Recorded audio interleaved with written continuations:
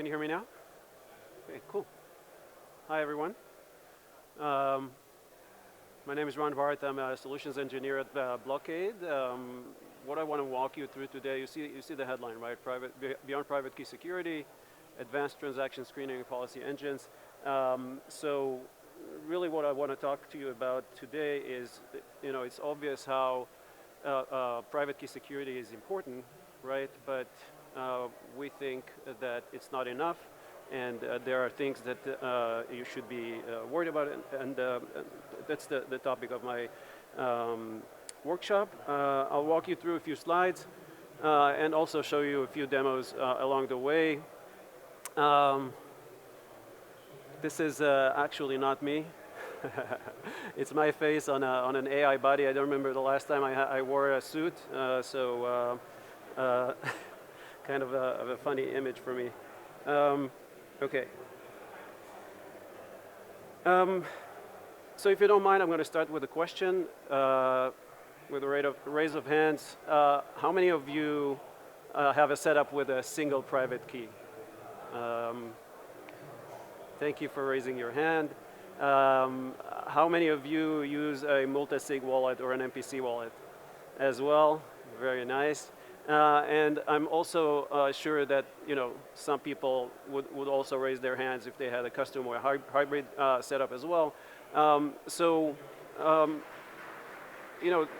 There's many different setups. All of those setups really represent a different step in the life cycle of teams, right? As team evolves, as they grow, they would initially start from a single key setup, but as they have more assets in their wallets, they will switch to more advanced setups with a multisig or an MPC. Sorry, forgive me for a second.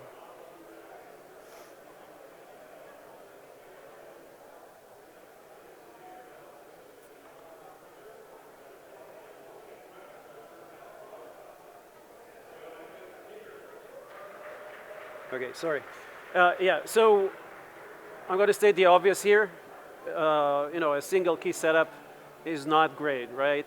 If something happens with a single key setup, one compromise basically is going to result in total loss, and obviously we don't want to have that. Transactions on blockchains are immutable. If you lost your assets, you most likely lost your assets. Nothing you can do about it. And an example of that is BTC Turk, right? So BTC Turk, it's actually interesting. Within the span of less than 14 months, they had two incidents that were very similar. First one on June of 2024, a key leakage led to them losing about $55 million. So there was a hot wallet. They lost the key, or someone was able to obtain the key for that hot wallet and basically drained all the funds. And you would think that something like that would create better security, better setup for the next time. But unfortunately, it happened to them again at August of this year. Very similar. Someone was able to put their hands on a private key for their hot wallet and was able to steal another $48 million. So a total of over $100 million were stolen in just over a year. So that's super critical, obviously. And it's not like they're not advanced or sophisticated. They are one of the biggest exchanges in Turkey. They have a big team, but they were hacked twice in the same manner. So how do you solve this problem, right? Solving this problem is by using a multisig or an MPC wallet. Multisig such as Safe or an MPC wallet such as maybe Fireblocks, Fortify, Squads, and many others help you solve that problem of a single point of failure, right? Because there's no key to be leaked. You would have to get all the keys from all the signers, and that makes it a lot harder to obtain than just a single key. However, those setups are not immune to drains, right? So if you're thinking about a setup like that, if you don't mind me asking, is anyone here, does anyone here feel completely secure with their setup? Do they know for every transaction that they're about to sign on an MPC or a multisig, do they know exactly what that transaction is going to do? No. I'm sorry?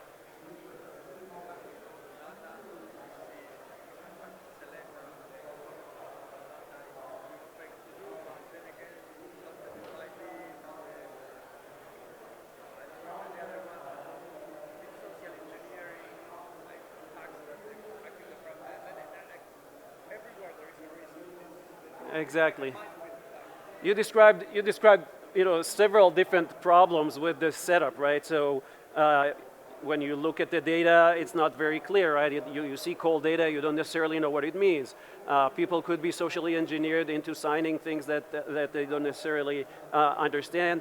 So yes, you might have an MPC or a multisig, but that doesn't mean that those transactions are safe. The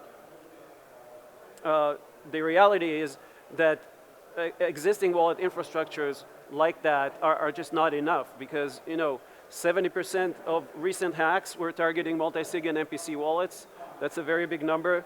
2 out of 3 signers do not really know the outcome of transactions that they approve. They might be able to sign a transaction, but they usually sign based on trust, right? Someone they know proposed this transaction, so they say, okay, if that's the guy who proposed, yeah, I can sign this transaction, it's fine. But then more than $4 billion were lost in multisig and MPC wallet attacks just in the last 2 years. So obviously, super critical, and the biggest example of that is, of course, the Bybit hack. What happened in the Bybit hack is that the attackers were able to compromise the safe UI, the user interface. And when they did that, what happened is they were able to propose a transaction, and for the signers, the UI looked completely okay, right? The UI looked benign. It was a transaction they were expecting to see, no problem with that, so they signed it. But behind the scenes, the transaction was completely different, right? The cold data of the transaction was something completely different, and when they signed it, they actually signed a transaction that cost Bybit $1.5 billion. So obviously, Bybit were using a multisig. They had multiple signers, but the transaction was malicious and drained their wallet. So if I'm going to hop out of this presentation for a second, just to show you what that might look like. I have a safe wallet set up here with a lot of funds, as you can see, but I have it connected to a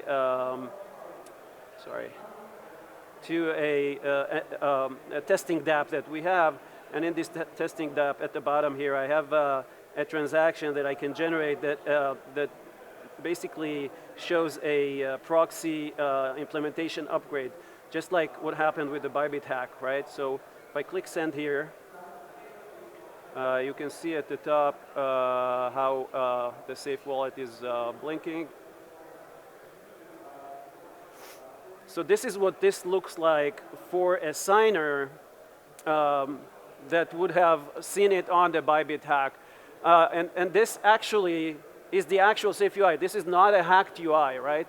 It's very hard to understand what this transaction is doing. You can't really tell. So if I'm a signer, even if my UI is not hacked, I'm looking at this, I see cold data, I see a bunch of numbers and characters, and what does that mean, right? It's very hard to understand what it means. So it's not a simple task for a signer to decide, should I sign this transaction or not, right? So let's go back to the presentation and talk about, the stages of a transaction approval workflow. Normally, in a transaction approval workflow, we have 3 different stages. We have the stage where a transaction is being proposed. We have the stage where a policy is checking those transactions, and if that is done, the policy checks are completed, we have the stage of reviewing and signing the transaction. the first step where transaction is proposed is usually the most dangerous step. It's where the vulnerability is greatest. Someone on your team is suggesting a new transaction. It might be using the safe UI. It might be using a DApp interface or something along those lines, but they're proposing a new transaction. What happens there is that it exposes you to a major gap, and that gap is the transaction manipulation gap. In the transaction manipulation gap, if there's an attacker can very easily do things like tamper with call data. They can be swapping destination addresses. They can do social engineering like you mentioned earlier, and they can introduce different backdoors to contract calls. All of those things are a big problem because the UI will not necessarily show you what's happening with the transaction. You won't be able to necessarily understand what that transaction is doing, and it opens you up to an attack. The second step of the approval process is the policy check. Within the policy check, there's a couple of gaps. The first gap is that the policy checks are static while transactions are dynamic, right? So when you're checking a transaction versus a policy, and your policy is looking at maybe, is this going to a destination address that I whitelisted or not? That's not necessarily enough. So you have to do something that is more meaningful and actually look at the dynamic result of a given transaction and not just on the static data that you're getting with the transaction. To show you an example of what that might look like, I have my, the Uniswap V2 router here on Etherscan, and I want to show you what, in the contract of the V2 router, there's a bunch of different functions, and those functions in all of the swap functions, if I expand any one of them, one parameters that you would see is the to address. What does the to address do? So imagine you're swapping, right? If you're doing it through the Uniswap UI, the swap will go back to your own address, right? You're swapping tokens from your address back to your own address. But if you're not using the Uniswap UI and you're basically making a call to the Uniswap contract, when you're structuring the transaction on the Uniswap contract, you can use a function on the swap interface, on one of the swap functions, that will actually, you can use the to parameter and swap into a different address. So attackers will take advantage of things like that. And Uniswap is not the only one, right? Many different protocols allows you to do the same thing. It's not a vulnerability of Uniswap, it's a feature. But attackers will take advantage of that, right? Because I might be whitelisting in my policy the Uniswap router, thinking that, okay, I'm swapping only through Uniswap, and that's true. But the transaction itself might eventually end up in an attacker's address. So policies are important, but unfortunately they're not enough. So let me switch back to the deck. So that's really the first gap that comes up with policy engines, and the second gap is. The second gap is policy fragmentation. So think about, you raised your hand when I asked if you have a single key setup and also a multisig setup or MPC setup, and that's very common, right? Many teams would have multiple different solutions, right? They might have a safe setup and a Fireblock setup and a squad setup, right? So if you have all of those setups and you want to enforce policies across all of them, some of them has policy engines themselves, but they don't have, you won't have a unified policy engine that will cover all of your setups at one place. So policy fragmentation is another gap because it creates the possibility of mishaps, right? Someone is configuring a certain policy in one place but forgets to configure it on the other.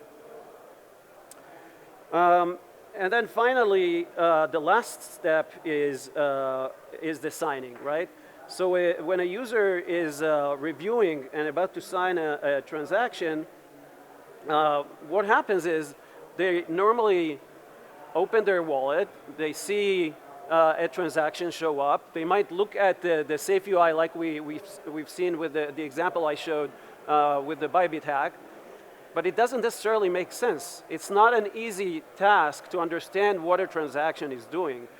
So many of the signers will actually sign based on their familiarity with the person who's proposing the transaction and trust that person that the transaction is legitimate, which means they're basically blind signing. So they don't have visibility into what a transaction is doing, and it's very hard for them to make a decision on that transaction. So these four gaps exist in almost any approval flow, right? So operational workflow it's a balancing act. People care about three things, mainly speed, security, and compliance. Because of this reality, we need to think about how are we going to be able to solve this problem, right? What's the solution to this challenge? So let's talk about what a good solution should actually look like. So there are four different building blocks that creates a best-in-class transaction security solution. The first building block is simulation, and I'm going to talk about all of them, all of those that you see on the screen. You need to have simulation and validation for every transaction. So the transaction goes through a full simulation. It goes through a validation engine. You need to have policy enforcement that goes across all of your solutions and also actually looks at the result of a transaction and not just at the basic static data from a transaction. And you need to have a good threat intelligence engine. And let's drill down into each one of those. So when you're thinking about simulation, one of the key things about simulation is that you don't want to just look at the user intent. You want to actually simulate the transaction itself and see what actually happens with the transaction. You want to do a full transaction execution in a sandbox in order to see the outcomes of a transaction, because there are attacks today that are time of check, time of use attacks. So basically the simulation result will be completely different than the actual transaction when you sign it. So you want to be able to bypass those as well. You want to introspect every participant of the transaction, whether it's the caller, the delegates, the contracts. Every component of the transaction needs to be looked at. You want to trace the full value of the transaction across all of those calls, what assets are moving where, and then finally, you want to make sure that your simulation supports all of those advanced use cases that exist, right? So EIP 712s, permits, seaports, et cetera, because if you don't support those, you can't really simulate. And what we see from our data is that over 80% of transactions today are actually off-chain signatures transactions. So that's simulation. And then the second building block is validation. What validation does, it basically wants to check two different things. The first thing that it wants to check is does this transaction exhibit any kind of behaviors that are typically associated with attacks? So for example, if you have any kind of approval farming or addresses that look alike or compromised addresses, etc., all of those things are just normal things that are associated with attacks. And then you also want to make sure that the transaction does not intersect with something that is dangerous, right? So things like wallet drainers or AML addresses, etc. So all of those things are also super critical, and you need to validate all of those as part of the validation step. And then the last thing, the last component of the top set is the policy enforcement. When you're thinking about policy enforcement, we talked about it before. Your policy enforcement is something that you want to have that is based on the actual simulation of a transaction, right? When you're not basing your policy enforcement on the simulation of a transaction, what's going to happen is that you're going to miss things. And the example I gave you was one of them with the whitelisting address that is basically if you're whitelisting the V2 router of Uniswap, an attacker can still use the V2 router. It will pass policy enforcement and allow the end user, allow the attacker to receive the funds. But then also you want to make sure that the policy enforcement is across all of your different solutions, right? So it's not just across safe or across squads, but it covers all of them in the same place. So basically, instead, this component of policy enforcement is asking. It's not asking, is it safe? It's asking, is this something that's permitted for us in our setup? Is this something that we want to allow? I want to show a quick example of what that might look like in a setup. So policy enforcement, or an example for a policy that does something like what I said, right? So this is the Blockaid platform. I'm going to get more into that at the end, but this in this specific case, what I'm showing here is what we call a gaining address policy.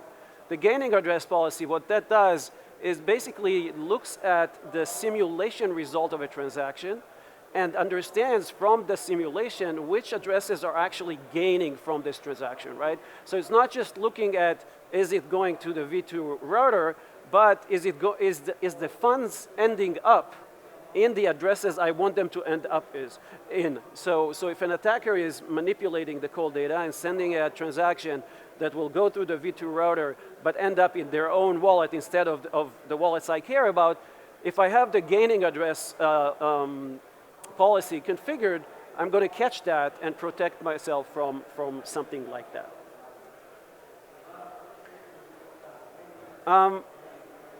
The last component of those four building blocks for transaction security is the threat intelligence. And when you're thinking about threat intelligence, it's essentially the brain behind the transaction validation engine.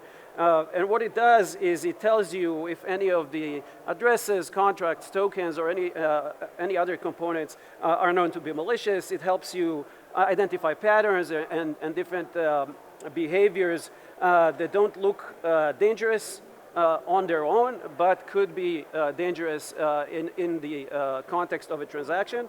So threat intel is a critical component, like I said.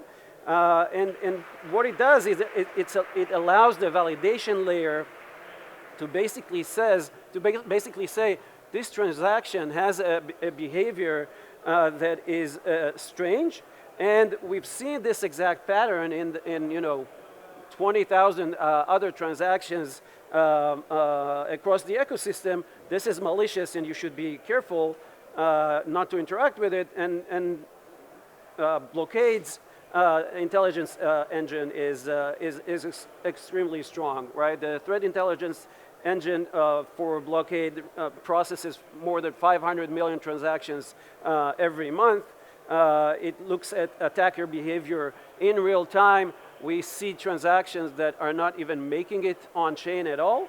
And it gives us the ability to protect end users and identify all of those malicious behavior many times even before the first user has been attacked.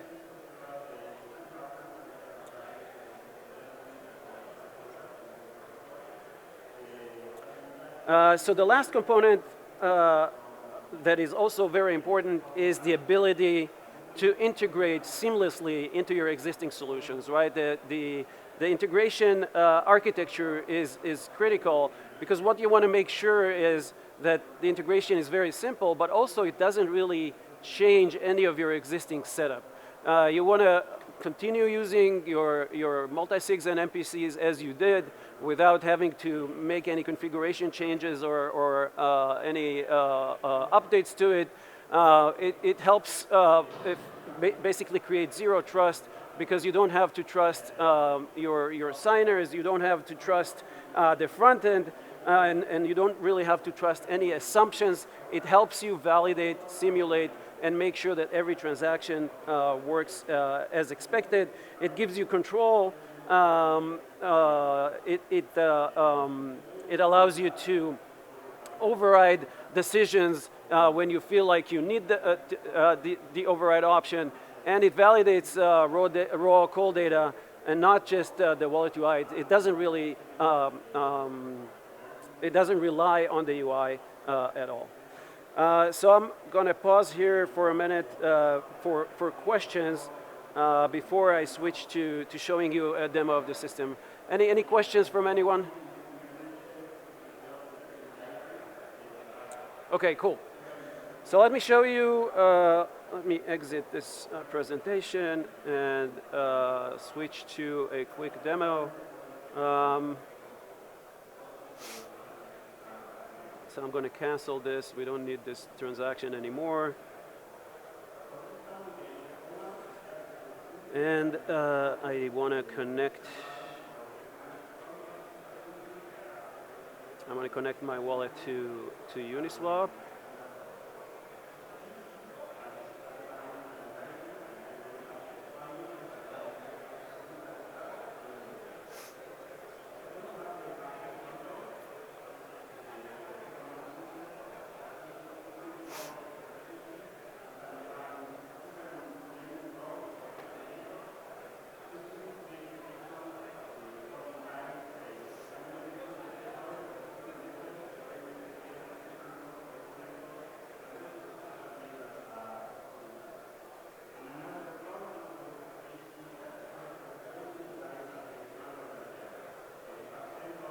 Okay, so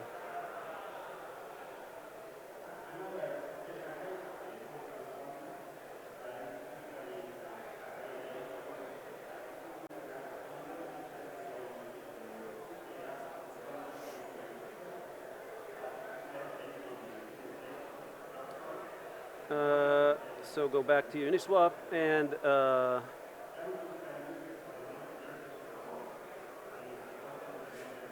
let's see what that looks like. Okay, so I'm going to do two different transactions.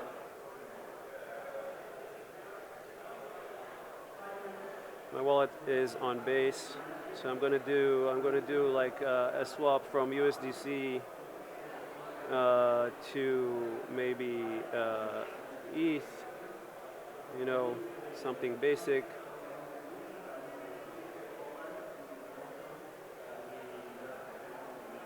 Click Get Started, review, and sign.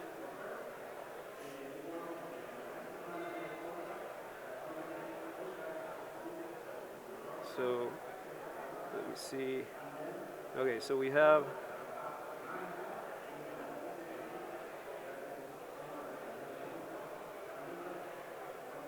this transaction coming in. I'm going to sign it. Confirm it on MetaMask, and I want to show you something that just happened. I'm going to drag another window here.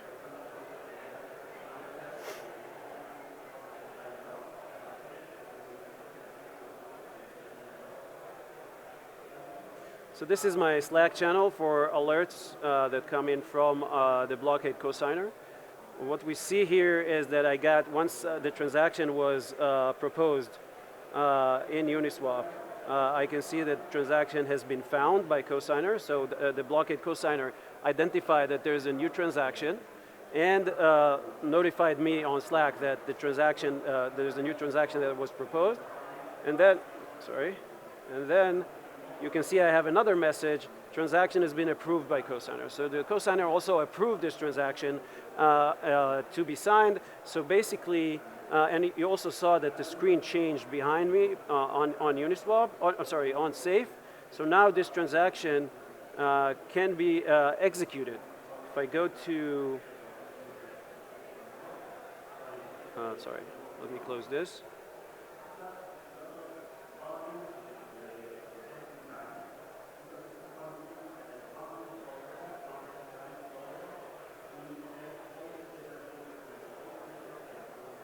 If I go to this view, you can see that this has been confirmed, and I have 2 out of 2 signers, right? 2 out of 2 signers because the first signer was me when I signed it through MetaMask, and the second one was the Blockaid cosigner, and you can see how so this transaction is basically ready to be executed. Now the second thing I want to show is a very similar use case, but in this case. What I will do is I will use a different token. So this token is a malicious token I know about, and you can see in Uniswap it has a red exclamation mark. The reason why it has a red exclamation mark is because Uniswap is also using Blockaid. One of our other services is the token scanning service, and Uniswap is using token scanning to scan every token. And they will tell you that this is dangerous. So if I click this token now, you can see malicious token detected, and you can see powered by Blockaid over here. I'm going to ignore it and continue.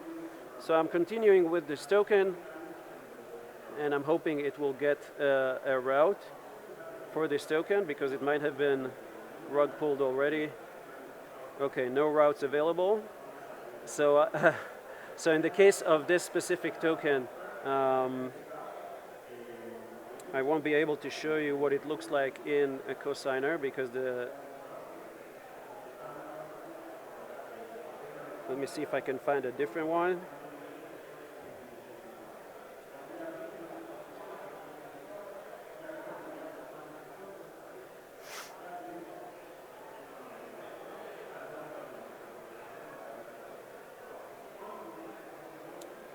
Okay, let's see about this one.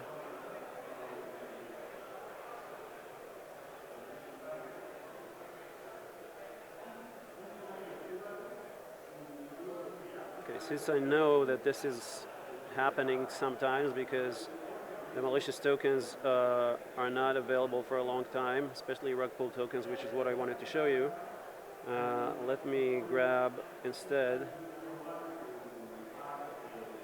something else.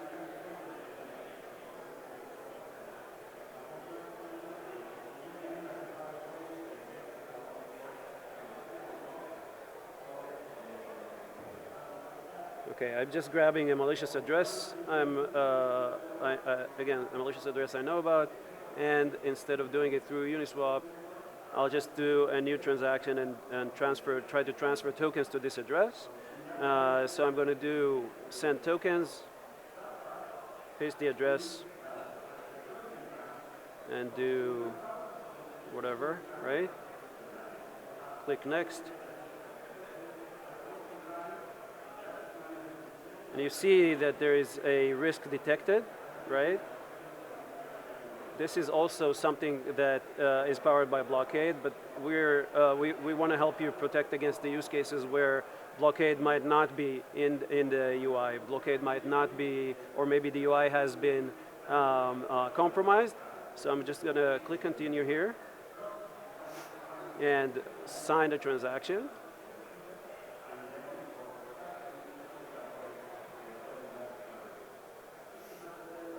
So I signed the transaction. Let's go to the queue.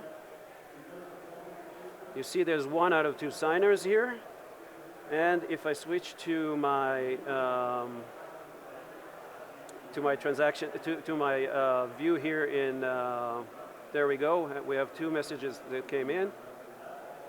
So you can see transaction has been found again, and then below it the transaction has been rejected by cosigner. So this is how the cosigner works, right? It helps you protect your multisig and MPC wallet by identifying problematic transactions and basically blocking them. So in this case, in this transaction, it's never going to change from 1 out of 2 to 2 out of 2. It will not be able to execute. I will not be able to execute the transaction. And if I want to see more details about this transaction, I can always click on View Scans, and that will take me to the Blockaid platform. And in the Blockaid platform, I'd be able to see all of the transactions, hopefully with the Wi-Fi here.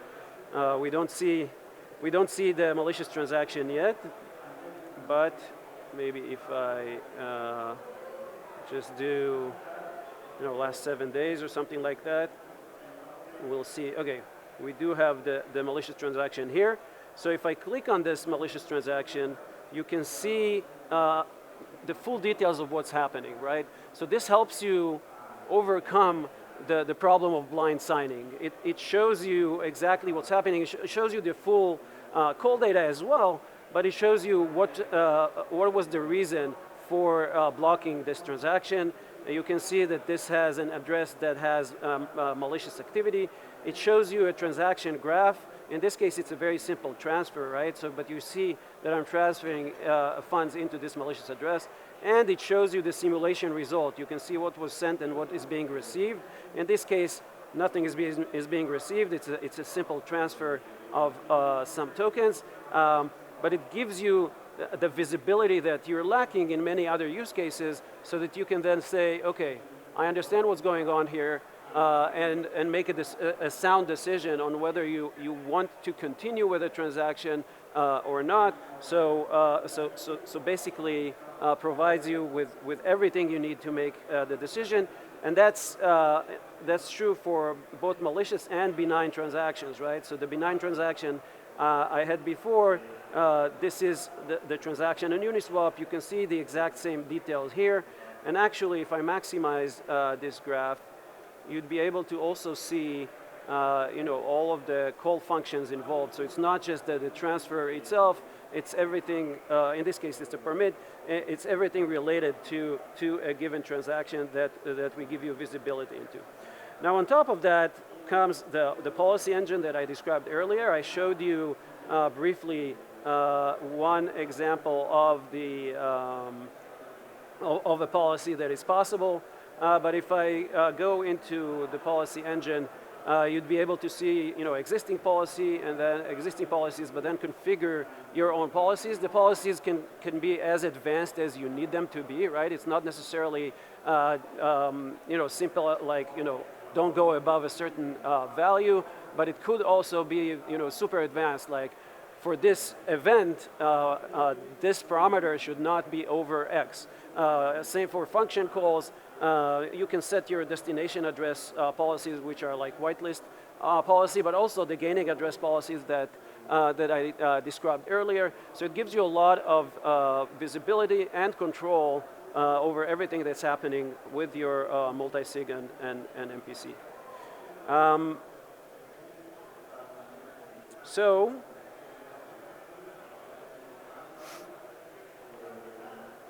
to summarize, if you want to secure your multisig and MPC wallets, we obviously recommend the Blockaid cosigner, which gives you best-in-class simulation engine, which simulates the actual transaction, not just based on the user intent, simulates all of the advanced use cases, the AP712s and such. It gives you the full context and the outcome of a transaction, so you can not sign blindly. It gives you the policies that we've discussed and automated control workflows. So basically, you can integrate us into your multisig and MPC, and that will then automatically either approve or reject a transaction to help your human signers make the sound decisions that they need. So that's it. This is what I had to share with you today. Hopefully this was helpful. And again, any questions, I'm happy to answer. Thank you.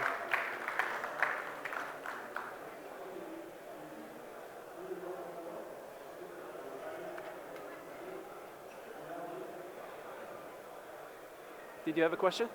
Yeah. Thank you for the talk, Barth. Yeah, absolutely. I wanted to ask you, Yeah. when you add a Blockaid cosigner, it's like just you have to add a transaction on the multisig, add cosigner as a signer of the safe. That's what's it, how do you add cosigner by Blockaid to your multisig? You just it's like remove signer and add signer. Yeah, great question. So the question was how do you add the Blockaid cosigner as an additional signer to Safe?